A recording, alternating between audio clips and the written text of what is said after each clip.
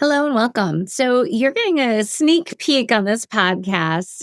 Maybe you're watching it on YouTube, or maybe you're listening to it in your car while you're on a run of our new course on agency efficiency.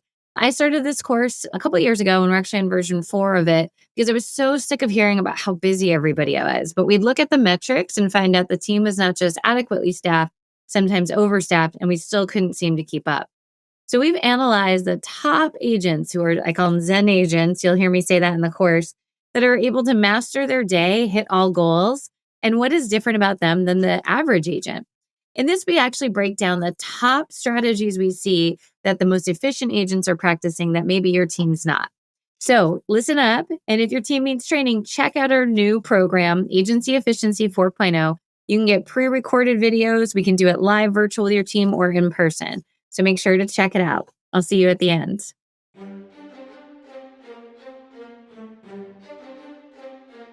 All right, next up, where can agencies become inefficient? Our greatest weakness lies in giving up. The most certain way to succeed is always just to try one more time. You know, as I get older, watch many people across the world sort of give up on life. Like this is just how it is. And I can't get my head in that concept because I believe that everybody is on the journey to hit their potential. It's just that sometimes we're in a place where we don't see another way, or we're so tired that the energy to exert learning something new and doing something different becomes so hard. But it takes a lot of energy to be complacent and upset about how much work you have to do too. So I have to say, one, I put some extra energy in and it might yield a better result. Or two, I stay where I am and it's probably just going to keep getting worse. So we need to identify the ways of keep trying one more time to make things work. So here's some common time traps, okay?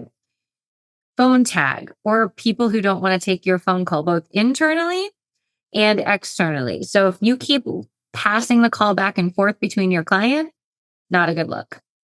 The dreaded voicemail. Every time we leave a voicemail, it's that phone tag again.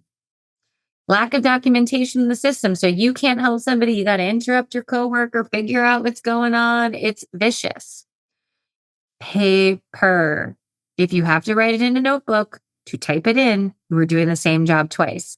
And if you are stressed, then you're not practicing first call resolution, which we're going to go into a lot of detail on. I'm going to make everybody on here a believer. Then paper becomes your crutch. But when I get really overwhelmed, I will find that I will start to write things on paper. And it always happens in hotel rooms because I don't keep paper at my office. But somehow, when you go into a hotel room and there's like a little notepad, and somehow it's always by my computer and it's like, oh, let me write it down. And then after I'm like, this needs to go. I need to just get it into our system or get it in a recap email to somebody. It is such a huge game changer to not look and be like, well, I have to go now put 8 pages of notes somewhere. First call resolution, but your paper's holding you back. Transacting off the phone. Lack of teamwork. Nobody's here to help each other out. Or I'm supposed to send off some tasks to support team, but because I don't trust the process, my issue, not the agency's issue, right? I do somebody else's job and then complain I'm backlogged. Sit on that one for a minute. Not working within the roles. Avoiding complicated work. Would you rather call my monoline auto brother or me who has 27 insurance policies for a renewal review? I bet you'd rather call my brother because you can pop that off quick. With me, you're thinking, you're overthinking, you're circling. You just need to take it one policy at a time. Not embracing technology. Like the biggest thing that will kill this industry is our use of technology and access to good technology. So I'm not going to put 100% of the burden on you. But when your agency has technology like portals or phone apps or quoting software or software that will suck the information in or getting something that for like E&S renewals up, there's 1,000,001 pieces of software out there. Do they all work perfectly? No. Does your management system work perfectly? No. Do you work perfectly? No. So you have to embrace technology. Otherwise, we will become Blockbuster. And let me tell you something. There is one that's an Airbnb. So unless you want bums sleeping in the back of your office, we need to start embracing technology. This one I get all the time. I don't know what my priority is. So then we reset the priority and people still go back to shiny object syndrome. You're going to hear us talk a lot about being an ER nurse or a deli counter. Deli counter takes the next person they see. ER nurse is trying to scan and understand their priorities. You have to stop and breathe to understand your priorities. Office chatter, the gossipy coworker. Just tell them, I have a productive day. Have a nice day. Personal matters impacting work. Now, this is a lot different than the way I grew up in society where work and home were different, right? But social media didn't exist. Also, too, we kept our personal things very much separate. Today, everybody is one innocuous. We go from home to work to this to that. You bring your clients home and some of the stuff from home. So I had very significant personal matters. I don't talk about them that much in my 20s, but think about people getting arrested that I cared about very much, people going to rehab that I cared about very much, and all trying to be, a 21-year-old person at the same time where all of your safety and security are gone. Okay. I won't go into much more detail than that. You probably can do some Google searching if you need to. But this is very, very hard to come in when you found out that somebody that you care about that's in your very close ecosystem was arrested. But I came to work the next day. And my boss had kind of known the situation because it was public, said, I'm going to give you the best tip. She goes, here's what you're going to do. There's nothing you can do about this situation today. There's nothing. So let's go to your car. Let's lock it in the car. Leave it there. And at 5:00, you can pick that monkey back up. But in here, you don't need to be burdened by it. You can go be yourself. You can have a rest. You can go be a normal person here for just 8 hours. After 8 hours, you're going to have to pick that monkey up and go deal with what you have to deal with. But in these four walls, you don't have to. And I was like, oh my gosh, like what a gift for a 21-year-old that was who, had so many issues. And again, we're not talking about a world connected with cell phones as it is today, right? I am that old. So I always just think about that. Like I want to give that gift to as many people as possible because as the world has developed, I've gone through those challenges in many different ways before. And sometimes I just needed to go back out to my car and lock it in there and say, in these walls, this does not need to burden me in this moment because there's nothing I can do about it. So I'm going to go back here, try to be a regular person and come back out and deal with the challenge that's happening.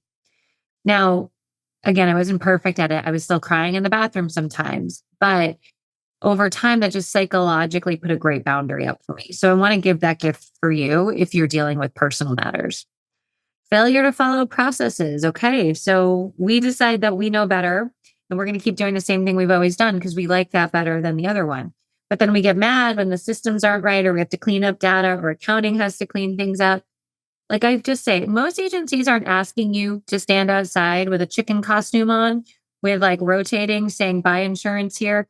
They're asking you to attach with a naming convention. They're asking you to code a rewrite. They are asking you to do very easy things that are important to the whole ecosystem of being a team. Don't fight the process. Not taking or using time blocks. I love this. People tell me how stressed out they are, and I'll say, are you using your time blocks? No, I don't have time for the time blocks. I'm like, okay, comprende. You don't have time for the time blocks. Interesting. So that doesn't work, right? Like sometimes solutions are so basic that we have to just take them. And I know the fear is there's more coming. That's going to come no matter what. This is your Zen Swiss Alps vacation where you can just stay focused. So how about this? Try it. The agency is gifting them to you. Use them. Not effectively planning your day. No plan. Come in, hope for the best. Hope is not your strategy, sweet pea. Over-servicing the least desired accounts. I don't know why, but we bend over backwards for the schmuck heads. So we go far, far and beyond and over and over and over and help them take their payments and reinstate and work with underwriters. And they don't value you and they're not your best client. So I think we need to think about that. Not educating client on self-serve options. Hey, did you know that you could order your own certificate? Or here you go. You could pay your bill online. Or, oh, I just want to go ahead and put your auto ID cards here so you have them forever. Yes, we reject them because we think that people don't want them. But here's the thing. If you make it so that people need them, they will use them. If you keep overdoing it and ignoring the self serve options, people over time will actually leave because it's easier for them to get that auto ID card at 10 o'clock at night or make their payment at their leisure. So we have to embrace self serve options. Growing up, when I was telling you about the issues I was having in my 20s, I worked at a bank. And so, you know what? The advent of there was just the ATM card had debuted. I know some of you are like, huh? What's an ATM card? I get it. Google it. You can find it. There was no such thing as a debit card, and the whole bank was freaking out. You know why? Because people were thinking there are not going to be any jobs. Everyone's going to just go to this automated teller and be there. The reality of the situation is that their jobs leveled up. There was more loan officer positions. There was more business analyst positions. Their jobs leveled up, not down. So they actually had more career opportunity. But was it change? Absolutely. But change, if you don't ride the wave, comes to tackle you one way or another. Over remarketing activities. The hard market helped this quite a bit, where we didn't have the options to remarket as much. However, we want to make sure that you're remarketing strategically. Fixing mistakes. When you have to fix a mistake, it's like, stop the presses, everything else, everyone out of the pool. Less mistakes when you're less stressed. Being late. When I am like rolling in, like have to like throw my laptop up and get started, I am very stressed and I'm not thinking clearly. So I always just like to focus a little bit more on if I get there on time, I start my day off prepared. I have my coffee. I'm able to say hi to everybody. It's just a better ecosystem for me personally than to like run from thing to thing to thing. I get up very early in the morning because I cannot stand. I run all day once the day starts. My morning, I need a little bit of time to just be able to be for a minute. Ineffective client follow-up. We're just emailing people. We're not texting. We're not calling. We're not giving a call to action. We're not giving a deadline. We're not giving a consequence. We have a whole section on follow-up to make sure that you know how to do it really well. Relying too much on email. Email goes to junk or spam. If you're in commercial, some business owners have 7,1760 billion emails in their inbox. It's not the most effective way to communicate. Lack of client management. The client tells us what to do, but you're the licensed agent. That's like me going to my doctor and be like, I'd like these panels.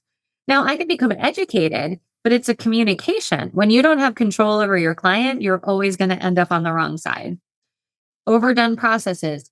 Sometimes I walk into agencies and it's astounding the amount of like crazy things in a process. Now, trust me, I like a good effective process, and you may think some of our processes have some extra steps in them. They have the steps for E&O and they have just the right amount of opportunity leverage in them. But I'm talking about processes where it's like every day people go and attach the policy, that comes in and that takes 35 hours a week. And I'm like, they can click the button in most management systems and go right to the carrier website. So there's just some things that I think we need to think through. A less than ideal client profile. We have a very needy client set that we need to learn to level up or get them on self-serve options or create boundaries and standards. Book rolls and acquisitions. No doubt that can put the little like, we're going to hit a hard right and have to go in a different direction. But they're all for positive forward movement. Just in the moment, they take some extra elbow grease. So I want you to go to your workbook.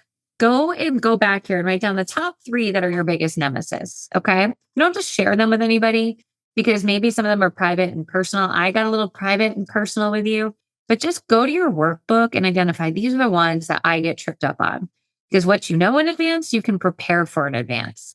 And I love that. With the right strategy, if I know these are my 3, I can start working on them. But I think it's helpful to have the list so you can get to the best place. All right, we're now going to go through our time management philosophies. These are juicy. These are good. These are the things I firmly believe in that we're going to bring right to your desk. We'll go ahead and we'll see you in that next lesson.